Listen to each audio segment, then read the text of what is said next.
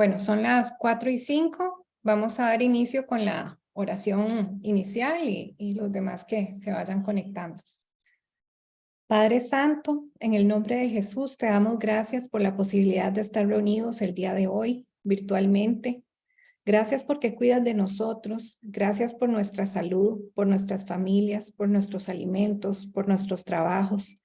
Gracias porque nos guías y nos acompañas, Padre pendiente de todos los detalles de nuestra vida. Padre amado, te amamos, te respetamos, te alabamos, añoramos tu compañía y deseamos agradarte. Toma el control de esta prédica el día de hoy, que sea clara, con sana doctrina y logre transmitirnos el mensaje que tienes para nosotros. Danos sabiduría y entendimiento para comprenderla. Te pedimos que tomes el control de la transmisión, que no haya interrupciones.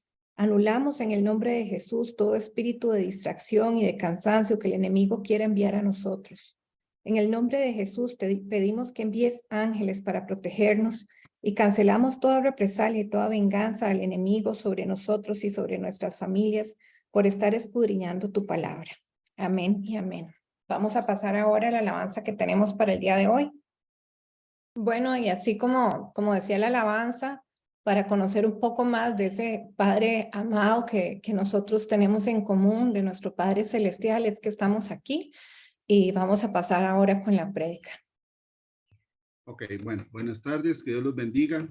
Gracias por acompañarnos en la prédica de hoy, del sábado 6 de mayo del 2023. Voy a orar antes de empezar con la enseñanza de hoy.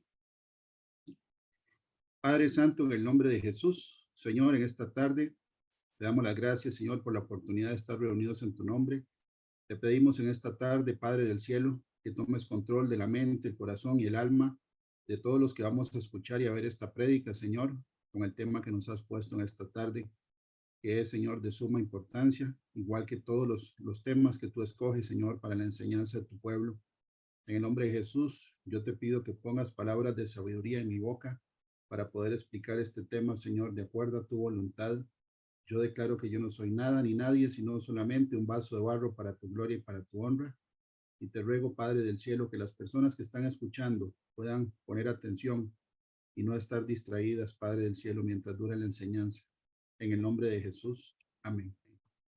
Bueno, aquí están los datos del Ministerio a Padre, en especial el número de teléfono para hacer cualquier contacto vía WhatsApp y también por el email, ¿verdad? Y está la dirección del canal de YouTube, donde las prédicas están siendo grabadas todos los sábados, incluyendo también las presenciales. En esta tarde, el Señor nos pone a escudriñar el tema de educar o enseñar a nuestros hijos, ¿verdad? Y nosotros como creyentes también estamos siendo formados a través del Evangelio. Y esta prédica tiene que ver en especial con los padres de familia, los que tenemos hijos y también, bueno, para todas las personas que tienen sobrinos, nietos, familiares de toda edad que están siendo enseñados en escuelas, colegios, universidades, pero principalmente para los papás creyentes. La Biblia dice en Proverbios 22:6, instruye al niño en su camino y aun cuando fuere viejo no se apartará de él. ¿Okay? Muchas familias cristianas no le dan tanta importancia, no le dan importancia al tema de la educación de los hijos y le delegan 100% esa tarea a los maestros y profesores de escuelas y colegios. Y hoy vamos a ver en esta prédica enseñanza un contraste en cómo era la educación en la época antigua en Israel, principalmente en el reino de Judá, y a qué nos estamos enfrentando en estos tiempos con la educación de los niños y adolescentes. Y estamos hablando principalmente del contraste entre información que se les mete a la mente, el corazón y el alma de nuestros hijos y lo que los papás deberíamos estar haciendo en casa. Es un mandamiento de Dios instruir a nuestros hijos. Y estos son, ¿verdad? 5 versículos que el Señor puso hace unas semanas para desarrollar la prédica del día de hoy. Y los vamos a leer juntos. El fundamento doctrinal de esta enseñanza de este sábado está en estos 5 versículos. En Efesios 6:1 dice: hijos, obedeced en el Señor a vuestros padres, porque eso es justo. Y dice: obedeced en el Señor. Obedeced en el Señor es que los hijos tienen también que saber, ¿verdad?, que es un mandamiento, honrar a padre y madre. Ese es el 5º mandamiento, el primer mandamiento con promesa. Y dice la Biblia, ¿verdad?, que tiene que ser en el Señor. Y ya vamos a ver de qué se trata. Obedecer en el Señor a vuestros padres, porque esto es justo. La Biblia está llena de ejemplos, ¿verdad? O tiene muchos ejemplos de cómo hubo hijos que avergonzaron a sus padres por no haber sido educados de la manera correcta. En este segundo versículo leemos en la historia del rey David, porque el rey David tuvo varios hijos varones y hubo 2 que quisieron usurpar el trono. En Primera de Reyes 1:6 dice: y su padre, refiriéndose al rey David, nunca le había entristecido en todos sus días con decirle: ¿por qué haces así? Hasta aquí está diciendo que el rey David nunca le llamó la atención a este personaje, que la Biblia dice que se llama Adonías. ¿Okay? Era uno de sus hijos, Adonías. Nunca le llamó la atención. Además, este era muy hermoso, de muy hermoso parecer, y había nacido después de Absalón. Absalón también fue uno de los hijos que quiso usurpar el trono y de hecho persiguió al rey David. Quería quitarle el reino. Entonces vemos cómo es increíble que un muchacho, un niño, ¿verdad?, que en algún momento llega a ser un adulto, perdón, puede estar tan desorientado que pierde la perspectiva de querer quitarle el reino a su papá. Y es precisamente lo que vamos a ver el día de hoy, que la educación de los niños es responsabilidad de los padres, no es de las escuelas, ni los kinder, ni los colegios, y mucho menos de las universidades. La Biblia dice en el libro de Habacuc 1, del 2 al 4, y lo voy a leer aquí, en la Nueva Traducción Viviente, dice lo siguiente: porque el profeta se está quejando de la injusticia, y dice: ¿hasta cuándo debo pedir ayuda, oh Señor? Pero tú no escuchas. Hay violencia por todas partes. Clamo, pero tú no vienes a salvar. ¿Tendré siempre que ver estas maldades? ¿Por qué debo mirar tanta miseria? Donde quiera que mire, veo destrucción y violencia. Estoy rodeado de gente que le encanta discutir y pelear. La ley se ha estancado y no hay justicia en los tribunales. Los perversos suman más que los justos, de manera que la justicia se ha corrompido. El profeta Habacuc está diciendo lo que estamos viviendo hoy en día, por ejemplo, ¿verdad? Que no hay justicia pronta y cumplida en los tribunales, la corrupción abunda, ¿verdad? Hay impunidad, y todo tiene que ver con la crianza y la educación que reciben los niños en sus casas, porque los niños se convierten en ciudadanos de un país o de una nación, y todo empieza por la casa. En Proverbios 29, versículo 15, dice lo siguiente: la vara y la corrección dan sabiduría, mas el muchacho consentido avergonzará a su madre. Entonces, no es lo mismo amar a un hijo que consentirlo. No es lo mismo. Consentir a un muchacho al punto donde ya no tiene cómo poderse corregir cuando es adolescente o cuando ya está él llegando a la edad adulta, ¿verdad? La Biblia dice que eso es haberlo consentido al punto donde va a avergonzar a los papás. Y Proverbios 29:15 habla de la vara y la corrección. Y ya vamos a ver qué es la vara, ¿verdad? Y la vara es un instrumento de corrección. Pero aquí estamos viendo el ejemplo de un hombre que por no haber sido corregido nunca por su papá, se le fue la mente, ¿verdad?, a tener la idea de que él podía usurpar el trono en Jerusalén. ¿Verdad? Está totalmente desubicado y nadie lo ubicó en su niñez ni en su edad, ¿verdad?, de adolescente. Este es Adonías, que por cierto, los dos hijos, tanto Absalón como Adonías, murieron. ¿Ok? Proverbios 13:24 dice, el que detiene el castigo a su hijo aborrece, mas el que lo ama desde temprano lo corrige. ¿Ok? Parte de la educación de un hijo o de una hija en un hogar es el castigo. Y la Biblia dice que si uno no castiga al hijo cuando se lo merece, eso es aborrecerlo en vez de estarlo amando, porque después se convierte en un problema, y en un problema que tiene que ver también con lo que estamos viendo a nivel social en este país y en la mayoría de los países del mundo. Eclesiastés 8:11 dice, por cuanto no se ejecuta luego sentencia sobre la mala obra, el corazón de los hijos de los hombres está en ellos dispuesto para hacer el mal. Eso es impunidad. Y un niño o una niña tiene que saber que si se rompen las reglas de la casa, si es que hay reglas, ¿verdad? Tiene que haber una consecuencia. Porque si no, lo que se le está enseñando a esa criatura es que no importa lo que hagan, no va a haber ninguna consecuencia. Y eso es dañar a un niño, porque cuando llega a ser adulto, empieza a hacer cosas, ¿verdad? De la misma forma, hasta que termina o en la cárcel o muerto, y posiblemente en el infierno. ¿Por qué? Porque la impunidad genera, ¿verdad? Mentalmente en la persona, impunidad es que no hay castigo por un crimen o por una mala obra.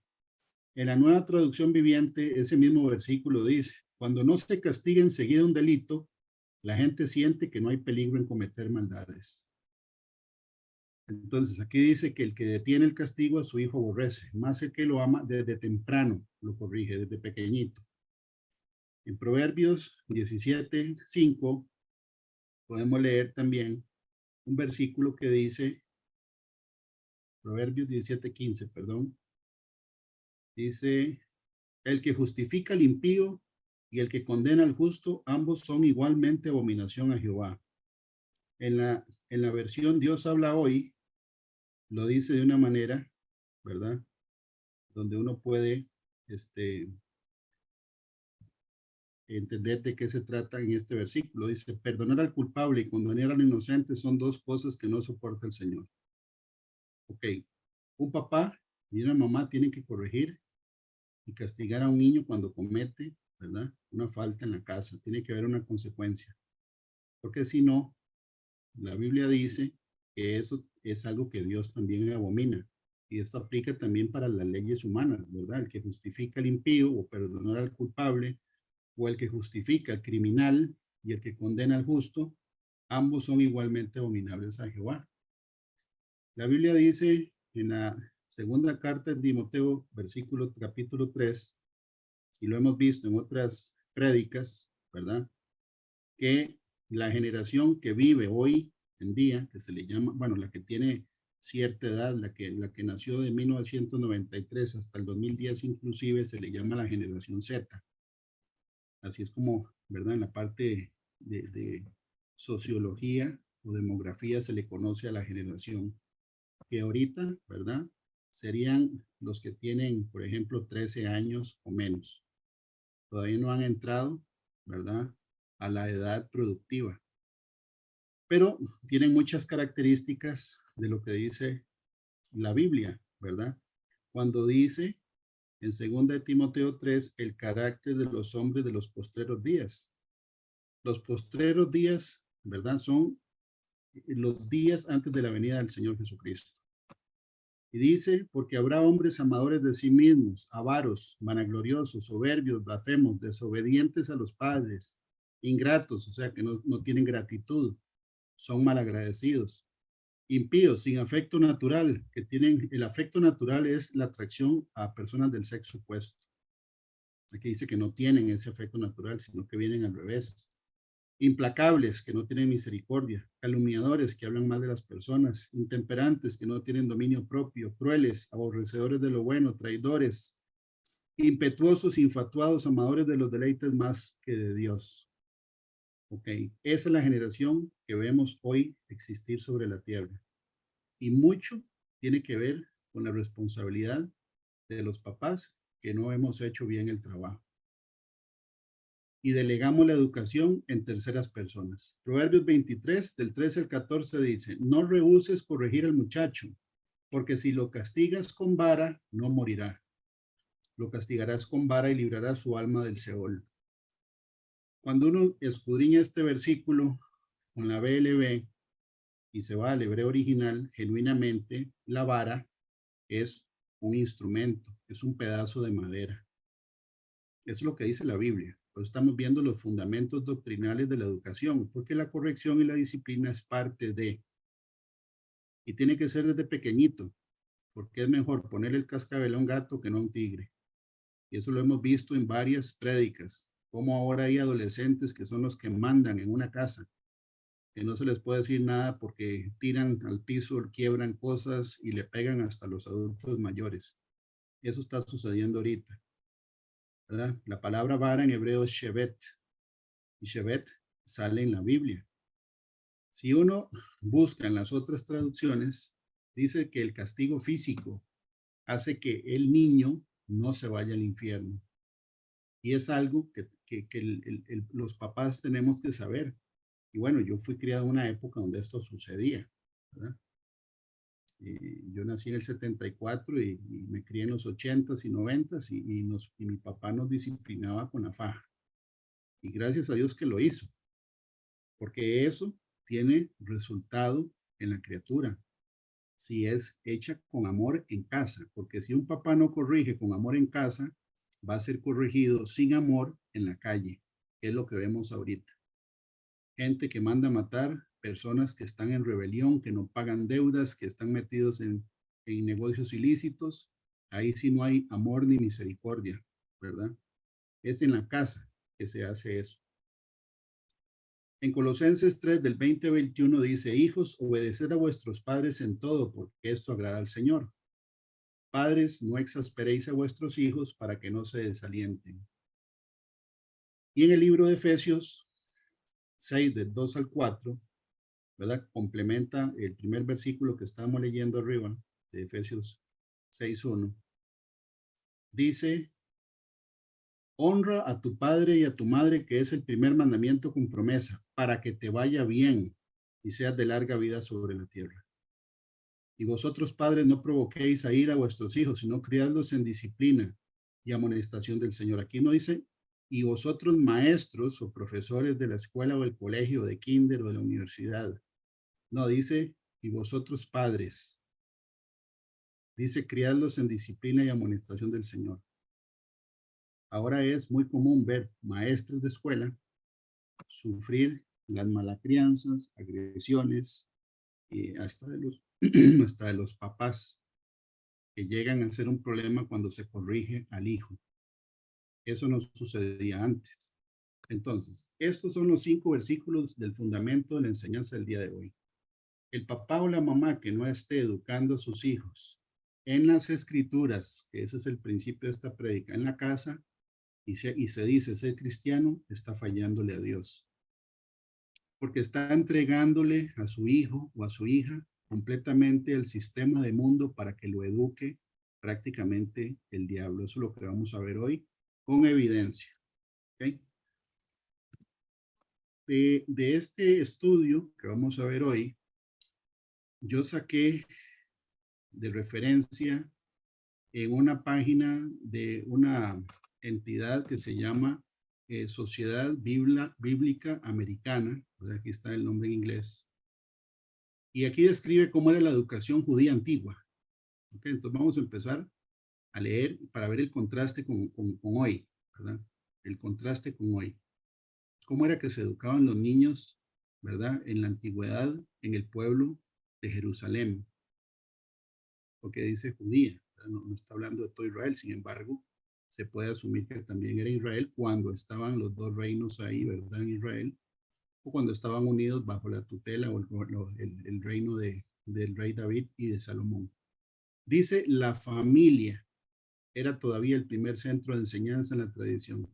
La familia no era escuela ni centros de educación. Incluso durante los 70 años que duró el exilio, ¿verdad? Que duraron en Babilonia, los hebreos consideraban a los niños como un regalo de Dios. y dedicaban sus energías a educarlos para el futuro. Y eso es lo que la Biblia dice que son los hijos. Son un regalo de Dios. Es una hoja en blanco, si se quiere, que le dan a un papá, ¿verdad? Para que la cuide y para que esté pendiente de qué le van a escribir en esa hoja, porque nos van a pedir cuentas de eso. La Biblia dice en el Salmo 127:3, he aquí herencia de Jehová son los hijos, cosa de estima el fruto del vientre. Y después sigue, como saetas en mano del valiente, así son los hijos sabidos en la juventud. Bienaventurado el hombre que llenó su aljaba de ellos, no será avergonzado cuando hablare con los enemigos en la puerta. La NTV dice, los hijos son un regalo del Señor, son una recompensa de su parte. Entonces, un regalo, ¿verdad?, de Dios. Y dice que los hebreos dedicaban sus energías a educarlos para el futuro. Ellos, la familia. Y estamos hablando de la época en que vivieron en Babilonia. O sea, ellos no dejaron que los hijos los educaran los babilonios. ¿Okay? Los padres eran responsables de su conducta y los primeros maestros. Tanto el padre como la madre eran responsables, pero la responsabilidad principal en la cultura patriarcal recaía sobre el papá. El Señor Jesús lo dice. En Juan 15:19 dice lo siguiente. Juan 15:19 dice el Señor Jesús.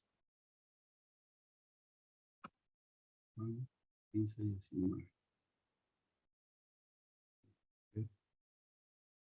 Okay. Vamos a ver, no había visto el Padre. Me equivoqué. Voy a buscarlo. Okay. Okay.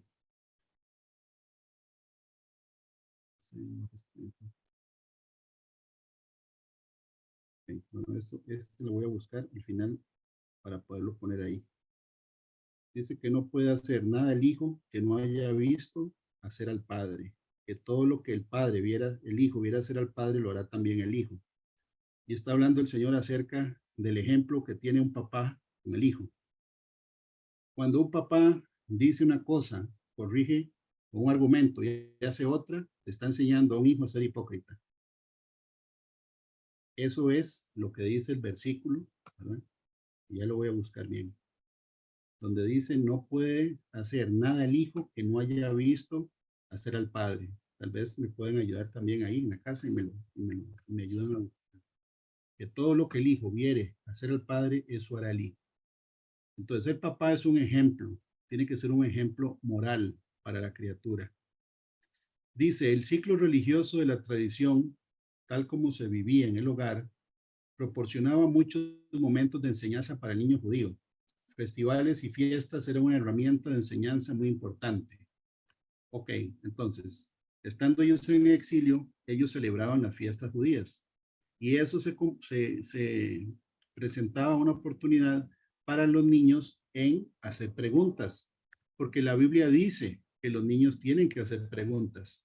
Por ejemplo, en la Pascua, en la fiesta de las semanas y la fiesta de los tabernáculos, que son 3 de las fiestas judías, en total son 7, proporcionaban oportunidades para que los niños hicieran preguntas y aprendieran.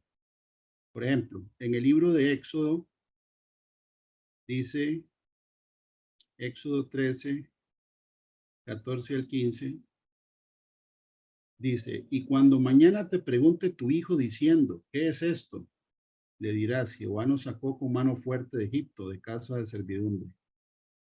Y endureciéndose Faraón para no dejarnos ir, Jehová hizo morir en la tierra de Egipto a todo primogénito, desde el primogénito humano hasta el primogénito de la bestia. Y por esta causa yo sacrifico para Jehová todo primogénito macho y redimo al primogénito de mis hijos.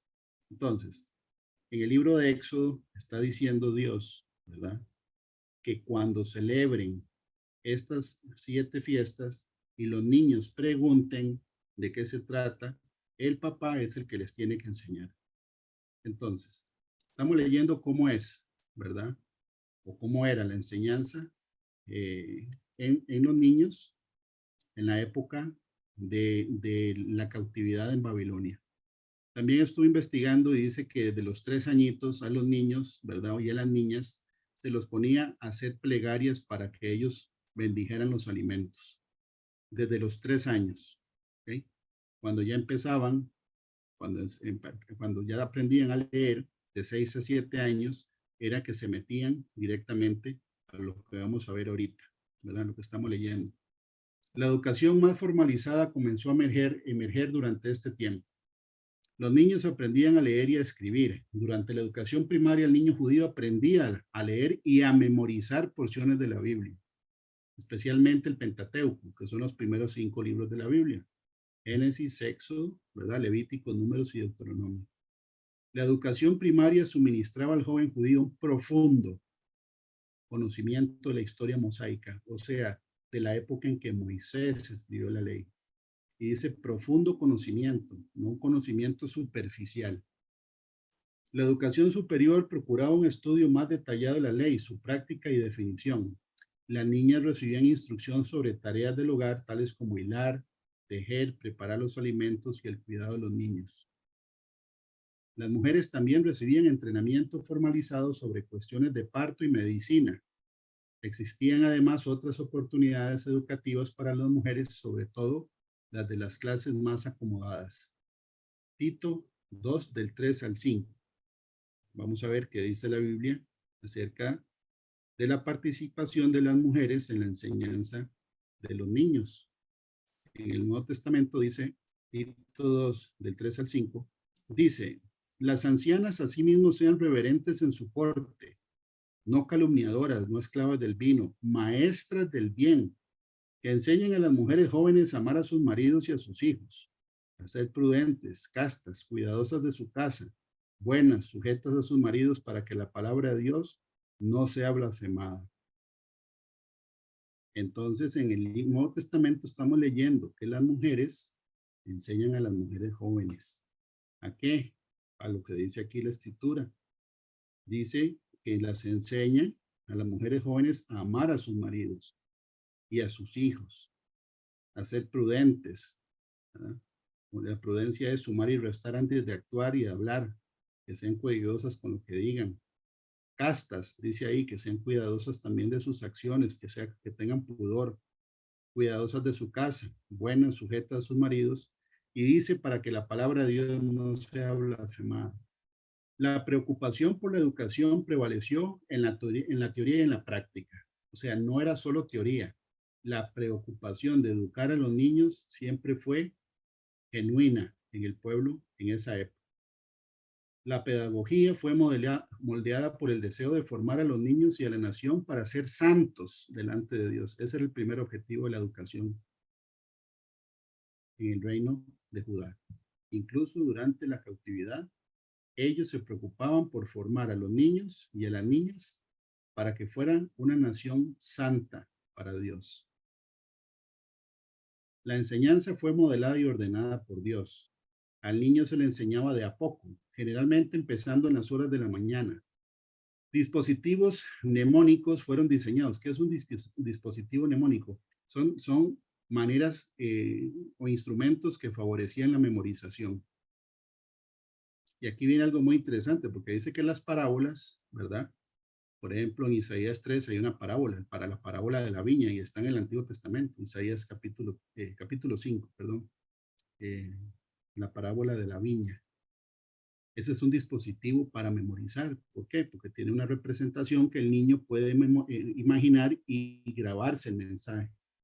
¿Okay? Las parábolas, una herramienta importante y eficaz de enseñanza, eran empleadas para la instrucción moral y se encuentran en casi toda la literatura judía. En el Antiguo y en el Nuevo Testamento hay parábolas. Entonces dice que son herramientas para poder memorizar la escritura con cosas que tienen que ver con la naturaleza, ¿verdad? La parábola del sembrador, la parábola del trigo y la cizaña, ¿verdad? También tiene que ver con economía, la parábola de las minas, de los talentos, la parábola de las bodas, son celebraciones sociales, son dispositivos para poder facilitar la memorización de la escritura. Salvaguardar la nación a través de la educación bíblica fue una posición que adquirió mucha importancia en el judaísmo post-exílico, o sea, después del exilio a Babilonia. ¿Por qué? Porque ellos no querían perder la identidad del pueblo judío cuando vivían en Babilonia. Se desarrolló un elaborado sistema educativo. Los sacerdotes, dice aquí, conservaron un papel prevalente en la educación, dedicando tiempo a su deber de administrar el templo. Pues, perdón, los levitas eran los encargados, ¿verdad?, de la educación de la Biblia a los niños. Pero los papás eran los responsables, ¿ok? O sea, el responsable delante de Dios son los papás. Con el tiempo, sin embargo, las funciones del templo se hicieron cada vez más complejas y su papel como educadores fue asumido cada vez más por los escribas. Y eso también lo dice el Señor Jesús. Cuando el Señor Jesús dice en el libro de Mateo, capítulo 13, del 51 al 52, dice, y dice tesoros nuevos y viejos. Y está hablando Jesús. Jesús les dijo, ¿habéis entendido todas estas cosas? Ellos respondieron, sí, Señor. Él les dijo, por eso todo escriba, docto, en el reino de los cielos es semejante a un padre de familia que saca de su tesoro cosas nuevas y cosas viejas. Si lo leo en otra traducción, en la NTV, perdón, dice, ¿entienden todas estas cosas? Sí, le dijeron, las entendemos. Entonces Jesús añadió, todo maestro de la ley religiosa que se convierte en un discípulo del reino de los cielos es como el propietario de una casa que trae de su depósito joyas de la verdad, tanto nuevas como viejas. La Reina Valera dice, escriba, ¿verdad? La King James también habla de que es el escriba. Un escriba es el que transcribe, ¿verdad? Antes no había ni imprentas ni fotocopiadoras, era un oficio de transcribir la escritura de pergamino viejo, antiguo a uno nuevo, letra por letra. Y ellos eran los que enseñaban, ¿verdad?, a los niños y adolescentes. Dice, de manera similar, como las tradiciones aumentaron en número y en fines, también se desarrolló un sistema educativo más complejo. Antes, las necesidades educativas habían sido suplidas primeramente por la tribu y la familia, pero ahora la educación se hizo universal, o sea, que era para todos y era obligatoria, para los hombres y los niños judíos. Esta parte me llamó mucho la atención. El maestro era tenido en gran estima, no como ahora. Hay muchos maestros de escuela, ¿verdad?, que tienen que defenderse en una clase para que no los golpeen o no les tiren cosas. Los insultos son el común denominador, ofensas, malas palabras, etcétera, y malacrianzas. En esta época dice, el maestro era tenido en gran estima. En algunos casos, el respeto por el profesor superaba probablemente el respeto hacia los padres. Había algunos requisitos. El profesor, incluso de primaria, debía ser varón y casado. No debía ser ocioso, sino ecuánime y con altos estándares morales. Ojo, altos estándares morales, no académicos, o no solo académicos. El carácter moral del maestro era considerado más importante que su nivel académico. Qué irónico. Ahora hay profesores y profesoras de nuestros hijos que son ateos, agnósticos, lesbianas, homosexuales, etcétera, etcétera, etcétera. Y nadie o muy poca gente, ¿verdad?, cuestiona eso ni le importa. Y eso tiene mucho que ver, porque es la persona que está instruyendo al hijo o a la hija de uno. El maestro debía enseñar sin recibir pago a cambio. ¿Por qué? Porque ya vamos a ver que era un privilegio. El ideal era que un maestro debía tener un oficio que satisficiera sus necesidades materiales y así poder enseñar gratis. Los rabinos pensaban que había un cierto peligro si simplemente se dedicaban solo a lo académico. Pero aquí dice el carácter moral del maestro era considerado más importante que su nivel académico, o sea, que fue una persona íntegra, ¿verdad? Que no fuera un borracho, que no fuera una persona que tuviera una vida en contra de las leyes de Dios. Todo el mundo necesitaba ser hábil en un oficio. Algunos maestros también eran molineros, carpinteros, zapateros, vendedores, destiladores de perfumes. Y ahí lo interesante que las parábolas, ¿verdad?, que se usan en la Biblia tienen que ver con oficios diferentes, principalmente la agricultura, ¿verdad? El privilegio más grande de la vida era ser maestro, porque enseñar a un niño la ley era considerado un gran honor. Eso también lo confirma el Señor Jesucristo en el libro de Mateo 5:19. Mateo 5:19 dice, está donde dice Jesús y la ley. No penséis que he venido para abrogar la ley de los profetas. No he venido para abrogar, sino para cumplir. Porque de cierto digo que hasta que pasen el cielo y la tierra, ni una jota, ni una tilde pasará de la ley, hasta que todo se haya cumplido. De manera que cualquiera que quebrante uno de estos mandamientos muy pequeños y así enseñe a los hombres, muy pequeño será llamado en el reino de los cielos. Mas cualquiera que los haga y los enseñe, este será llamado grande en el reino de los cielos. Entonces, enseñar para el oficio de maestro para el Señor Jesús es importante, pero hay que enseñar exactamente lo que está en la palabra de Dios. Ahora, los papás tienen que darle importancia a eso, porque si le dan más importancia al fútbol, al ping pong o al tenis de mesa, mucha gente no le gusta que le digan ping pong, al tenis de mesa, al tenis normal, al fútbol 5, a clases de esto, del otro, lo que sea, para que el niño o la niña vaya teniendo un currículum, clases de música, que toque el piano, ¿verdad? El violín o lo que sea. Eso es totalmente, eso es secundario. Eso no es lo que hace que un niño o una niña se comporte o sea obediente y temeroso de Dios cuando sea adulto o adulta. Es esto que estamos viendo. No es que sea un genio en matemáticas y que vaya a concursos y un montón de cosas. No, eso no tiene nada que ver. Los papás de mundo se preocupan porque los niños estén ocupados o entretenidos, o muchos, ¿verdad? Ni siquiera quieren que les digan nada porque están en sus propias cosas. Pero en otra época, en el pueblo de Israel, las cosas no eran así, sino que los niños eran un tesoro que recibía el pueblo adulto y lo formaba para que fuera la nación del futuro. Si no hay un semillero, ¿verdad? No hay plantas adultas. Por ejemplo, en Zarcero, cuando uno maneja por ahí, ve que hay almácigos de repollo, de brócoli, de lechugas, etc.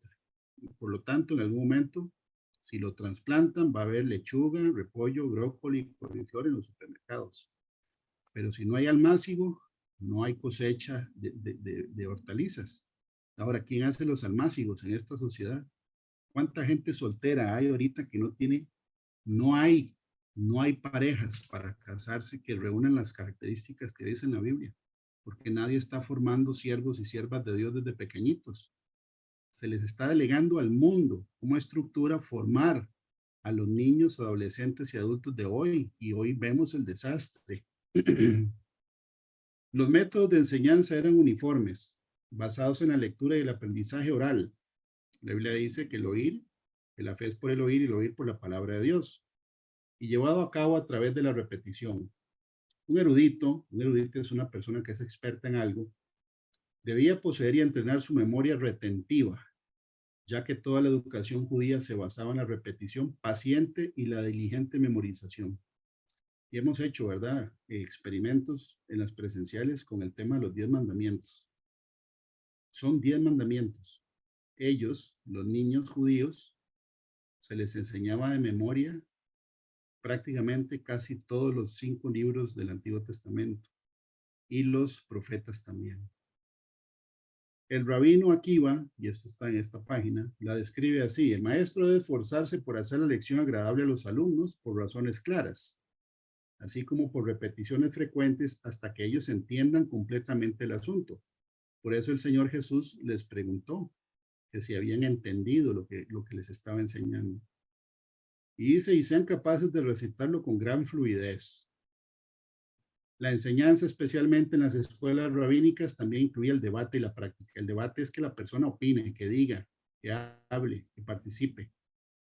Y siempre tiene que ver girando al tema de la educación bíblica. En la escuela primaria todos los niños judíos aprendían a leer, así como los fundamentos de la aritmética.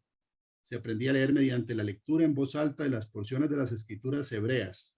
Tan pronto como el niño aprendía a leer, rollos de pergamino con pasajes específicos en ellos le eran dados para leer en voz alta y memorizar. Estos pasajes eran considerados básicos. Aquí interesante. Estos eran básicos en la enseñanza de memoria. El Shema, que el Shema significa escucha o oye, ¿verdad? Es donde dice, oye Israel. Así empieza este pasaje en Deuteronomio 6, del 4 al 6. El Halel, que aquí viene aleluya, que es las alabanzas, desde el Salmo 113 al 118 inclusive, de memoria.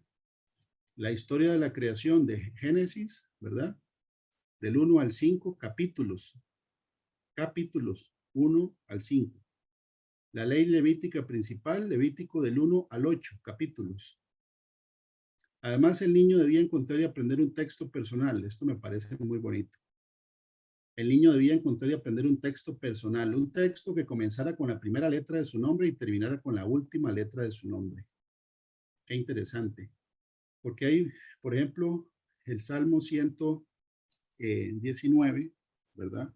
Que es Excelencias de la Ley de Dios, que es el salmo más largo de la Biblia, o de los salmos, ¿verdad? Es un acróstico, o sea, cada grupo de 8 versículos empieza con la letra hebrea, que son 22 letras, ¿verdad? Y eso tiene un orden, es como el Proverbio 31, el de la mujer virtuosa. También cada versículo, que son 22 versículos, cada versículo empieza el primero con la Aleph, después con la Bet, la Gimel, la Dalet, y ahí va. Es un orden. Todo el propio, el Señor todo lo hizo por un propósito. Y nosotros somos el pueblo de Dios. Por eso es que estamos viendo cómo es que el pueblo de Dios estudiaba, ¿verdad? Y formaba a los niños, porque eso nos toca a nosotros también ahora. En Deuteronomio 6, del 1 al 2 dice, estos son pues los mandamientos, estatutos y decretos que Jehová vuestro Dios mandó, que os enseñase para que los pongáis por obra en la tierra a la cual pasáis vosotros para tomarla, para que temas a Jehová, tu Dios, guardando todos sus estatutos y sus mandamientos que yo te mando, tú, tu hijo y el hijo de tu hijo. Quiere decir que el papá también tenía que ver cómo estaban criando al nieto. Eso es para las personas que tienen nietos, las abuelas y los abuelos. ¿Se pueden meter y opinar acerca de la crianza del nieto? Aquí lo dice que sí. Si al nieto le están enseñando basura, la abuela o el abuelo, aquí dice que sí se puede meter. Si no, ¿quién se va a meter? Es un crimen, algunas veces lo que a un niño se le enseña. Y no solo en la escuela, sino lo que ve en la casa. Y lo que ve en teléfonos, tabletas, películas, o en la vida real, ¿verdad? O sea, en la calle. Todos los días de tu vida para que tus días sean prolongados. ¿Qué estamos haciendo los papás con la educación de los niños? Ahora sí, ahora vamos con el contraste de lo que hay ahorita. Y este es un video. Vamos a ver este video. Vamos a ver si aquí debería salir. Sí. Realidad mundial acerca de la educación institucional. ¿Okay? Porque esta otra empezaba siendo la familia, ¿verdad? El papá y la mamá. Y un pronto a otro, en la época del exilio, los sacerdotes levitas y los escribas empezaron a tomar esa función de enseñarle al pueblo para que no perdieran la identidad mientras vivieron 70 años en un lugar pagano completamente. Ahí podemos ver el libro de Daniel, que Daniel no quiso contaminarse con la comida del rey. Sí le enseñaron la lengua, ¿verdad? O sea, el lenguaje. Pero él siempre estuvo con su identidad al Dios, ¿verdad? Que le habían enseñado a adorar desde pequeñito. Ok, bueno, voy a poner este video.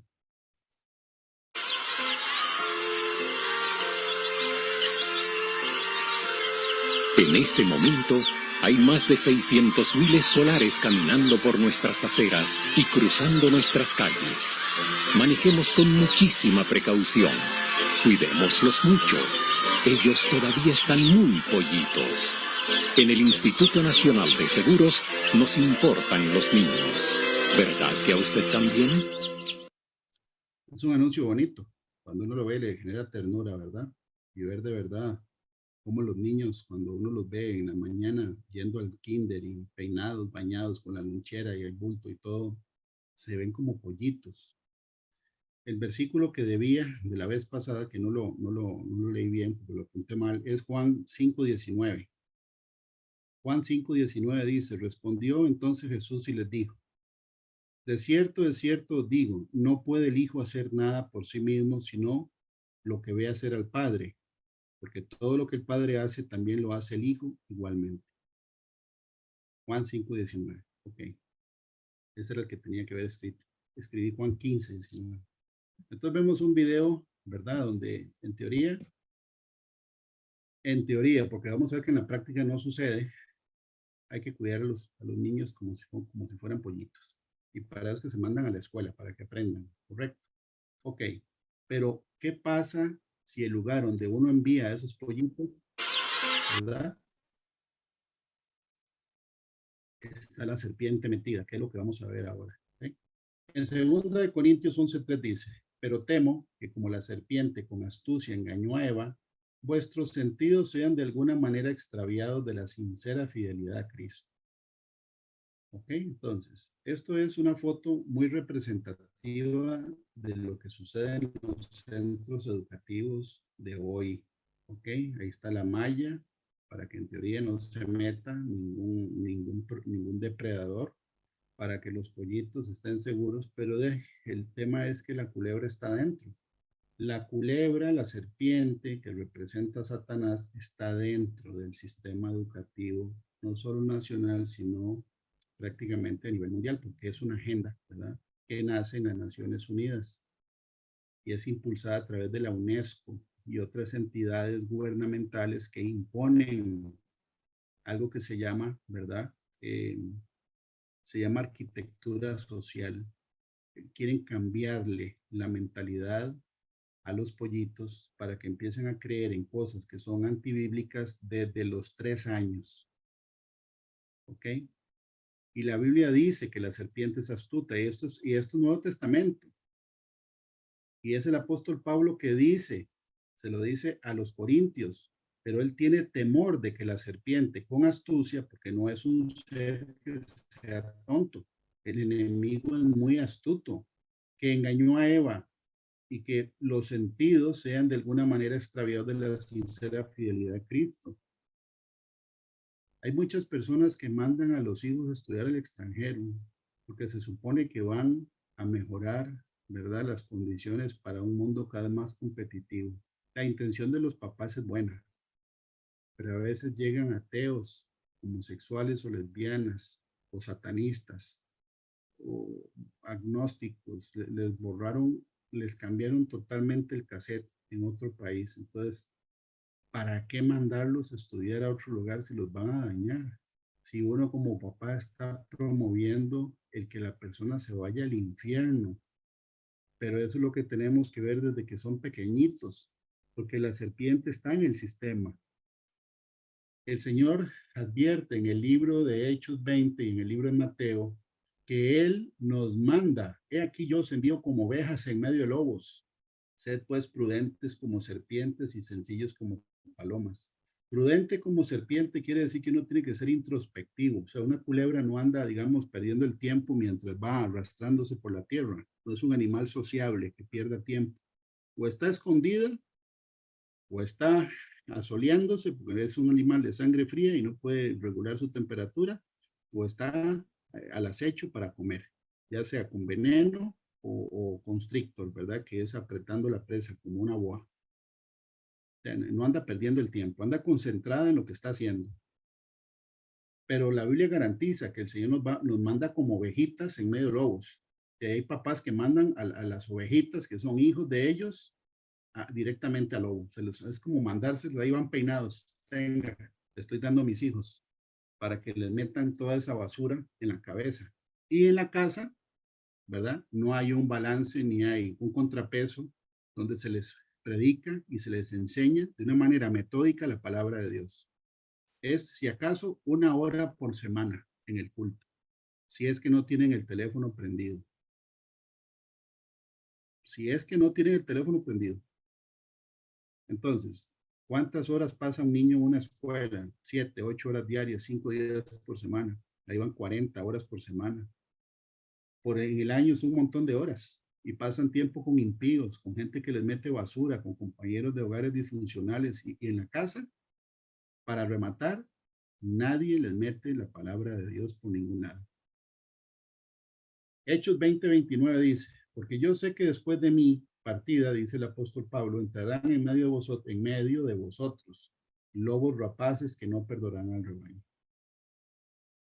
También la Biblia dice en 1 Pedro 5:8, sed sobrios y velad, porque vuestro adversario el diablo como león rugiente anda alrededor buscando a quien devorar. Entonces, el Señor advierte de serpiente, lobos, leones. Todos tienen diferentes maneras de cazar, ¿verdad? Pero está diciendo el Señor que el reino de las tinieblas opera de esa manera. ¿Ok? Ahora, ¿por qué estamos viendo eso? Porque estamos viendo el contraste, cómo era antes en Israel y cómo es ahora aquí, por ejemplo. Aquí, en esta nación. Esto que estoy proyectando aquí sale en internet. Y aquí dice República de Costa Rica, Ministerio de Educación Pública. Educar para una nueva ciudadanía. Programa de estudio de afectividad y sexualidad integral, educación diversificada. Yo no sabía que uno mandaba a los niños a la escuela para que les enseñaran sexualidad integral. Bueno, eso en teoría se les enseña en la casa, a los papás. Y en la práctica así es como debería ser. Aquí está la otra página, que es la segunda, de un documento que tiene 70 páginas. Programa de estudios de educación para la afectividad y sexualidad integral. Ok, ¿qué dice eso? Vamos a leer aquí. Aquí me di cuenta que no podía hacer un acercamiento. Aquí está, Programa de Estudio de Educación para la Afectividad y Sexualidad Integral. Introducción. La educación se reconoce universalmente como una herramienta fundamental para la transformación y potencialización del desarrollo humano integral, igualitario y equitativo. Aquí ya le pusieron equitativo, igualitario. Uno dice, bueno, sí, para todo el mundo. Bueno, vamos a leer para abajo. En una sociedad que se transforma de manera acelerada, el papel de la educación toma mayor importancia en el desarrollo de personas ciudadanas que se autorrealicen y quienes a su vez logren aportar a la sociedad en la que viven. En ese sentido, la política curricular, en el marco de la visión Educar para una nueva ciudadanía, la cual fue aprobada por el Consejo Superior de Educación en su acuerdo, aquí en el acuerdo y en el número del año 2016, plantea un cambio significativo en las formas de educar asumiendo 4 importantes retos. La formación continua de personas que integran cada comunidad educativa, o sea, que van formando profesionales en base a una política. La mediación pedagógica propicia para construir conocimientos. ¿Okay? Va a haber gente mediando que se mete a opinar en el currículum de los niños. El fomento de ambientes de aprendizaje diversos, ¿okay? Diversos y enriquecidos. La evaluación formativa y transformadora, o sea, tienen que ver el resultado. El presente programa de estudios, por lo tanto, se basa tanto en la política curricular en el marco de la visión Educar para una ciudadanía como la política de educación para la afectividad y sexualidad integral, las cuales comparten los siguientes enfoques, ¿ok? O los siguientes enfoques. Toma en cuenta los derechos humanos y las diversidades. Eso está ahí, en la página del MEP. Dice, este enfoque reconoce que todas las personas, por el simple hecho de serlo, poseemos una dignidad humana a partir de la cual todas las personas somos iguales en derechos. Por tanto, los derechos humanos son universales, inalienables, o sea que no se pueden cambiar, irrenunciables, interdependientes e indivisibles. La vivencia de la sexualidad desde un enfoque de derechos humanos busca fortalecer la noción de sujetos de derechos y responsabilidades, reconociendo que es derecho de todas las personas vivir una sexualidad segura, informada, corresponsable, placentera y saludable. Ok, eso está por escrito, aunque parece mentira, ¿verdad? Placentera. Aquí no meten a Dios por ningún lado. Ahora sí, diversidades. En concordia con lo que plantea la Política Nacional de Sexualidad, y ahí viene esto, ¿verdad? Vivimos en un mundo diverso, no solo en lo relacionado con la sexualidad, sino en muchas otras condiciones más, sociales, culturales, económicas, familiares, individuales. Por lo tanto, la vivencia de la sexualidad se expresa de diferentes formas según la edad, el género o las diferentes manifestaciones, expresiones de género. Manifestaciones especiales, porque ahora se supone que hay más de 2 géneros. Yo no sé ni cuántos hay, pero cuando uno los empieza a oír, hasta que se le para el pelo. Y en otros países hay que usar pronombres en base al género que el niño o la niña dice que es. Entonces eso está, ¿verdad? En la página del MEP. Eso es lo que, esa es la política de enseñanza que imponen sobre los niños que van a las escuelas de este país y a los colegios de este país. Mientras tanto, muchos papás cristianos dejan al garete la enseñanza de la escritura o lo tercerizan o lo delegan en una hora de culto por semana si es que no tienen otra actividad más importante. Este enfoque reconoce que en los seres humanos existe diversidad de cuerpos, deseos, emociones e identidades. Esto significa también reconocer que no es legítimo que algunas personas puedan gozar de sus derechos y otras no.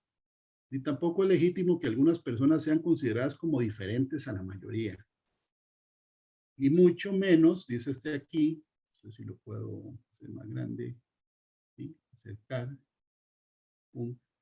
mucho menos por su condición sean excluidos y discriminados. Por el contrario, el enfoque de diversidad. Ojo lo que dice aquí.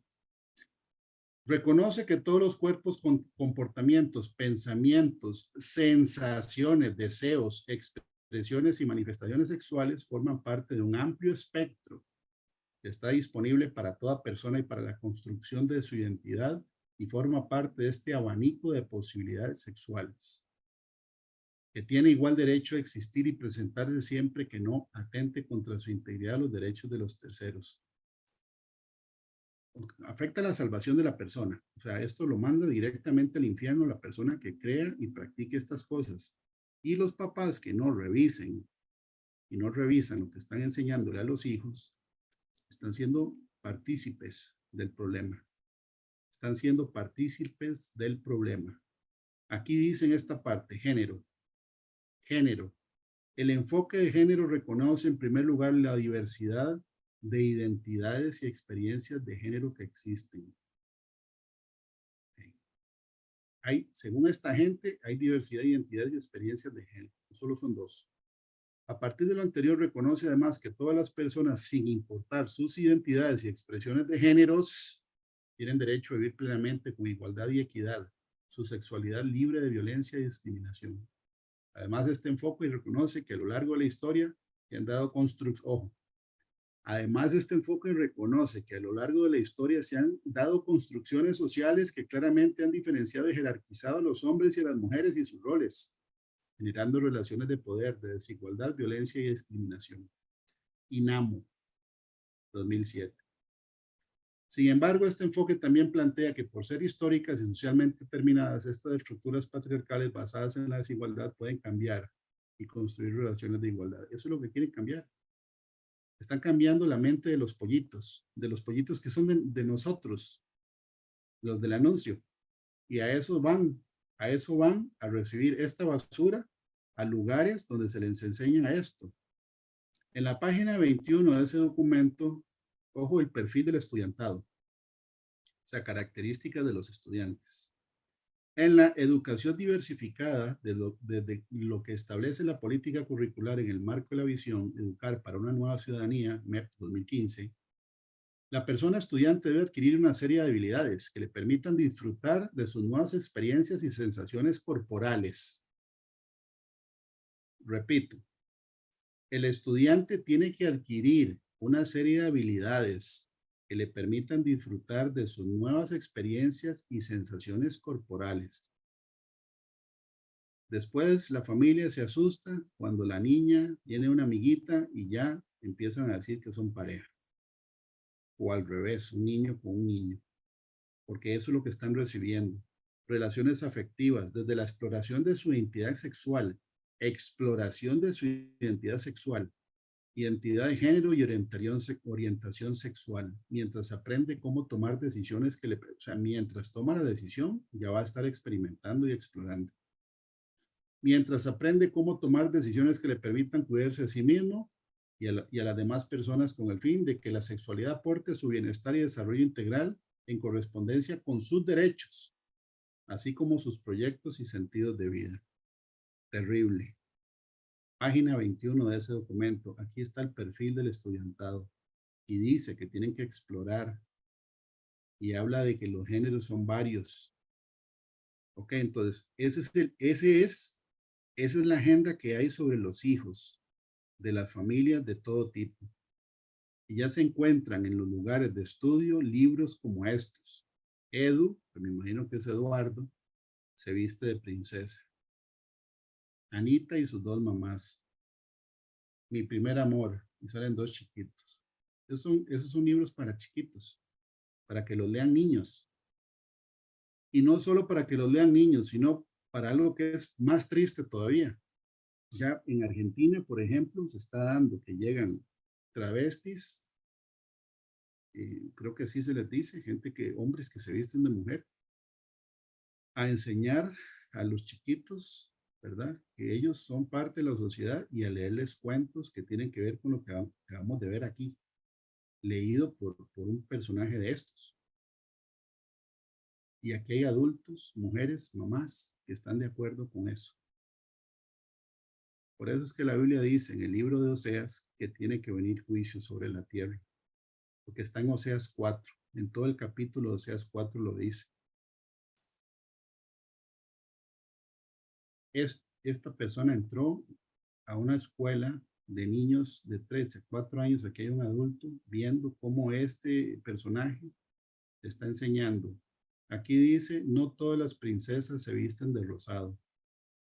Familias, familias, familias. Me imagino que son libros que promueven papá y papá, las dos mamás, y ahí va cada vez en caída libre, ¿verdad?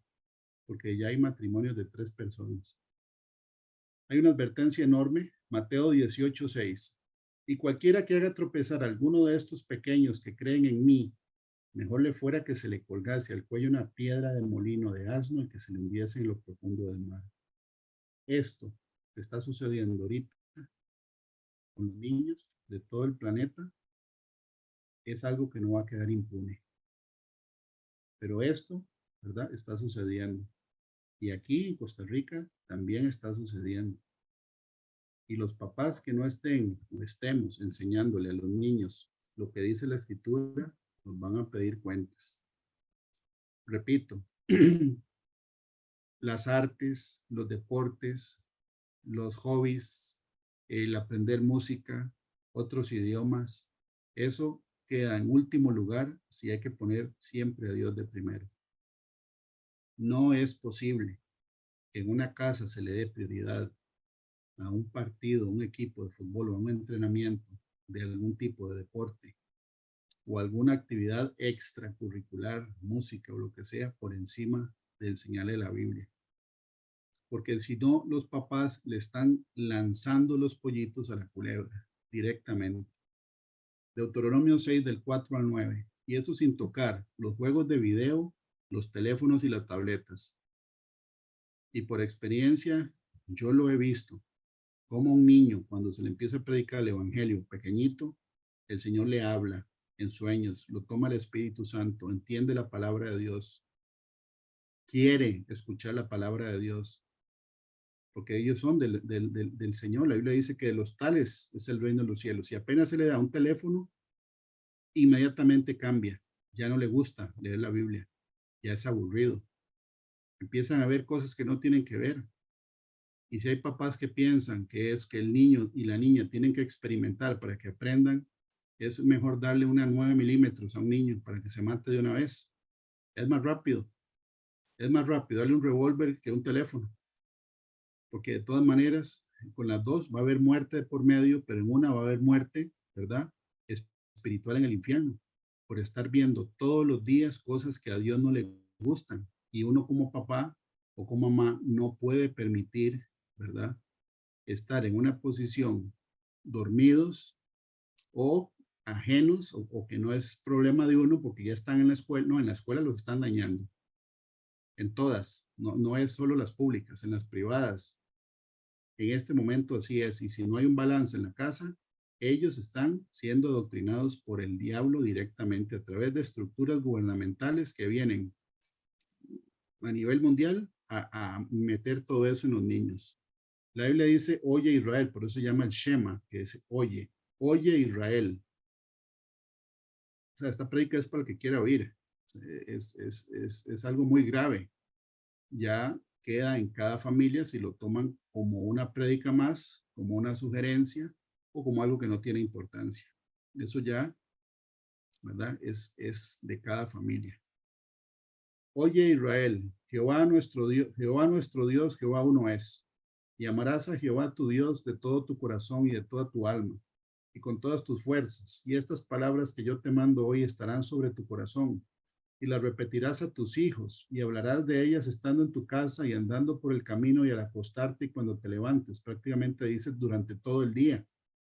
Y las atarás como una señal en tu mano y estarán como frontales entre tus ojos. Y las escribirás en los postes de tu casa y en tus puertas. Entonces, la enseñanza del día de hoy tiene que ver precisamente con la responsabilidad que tiene cada papá en su casa. Se me hizo.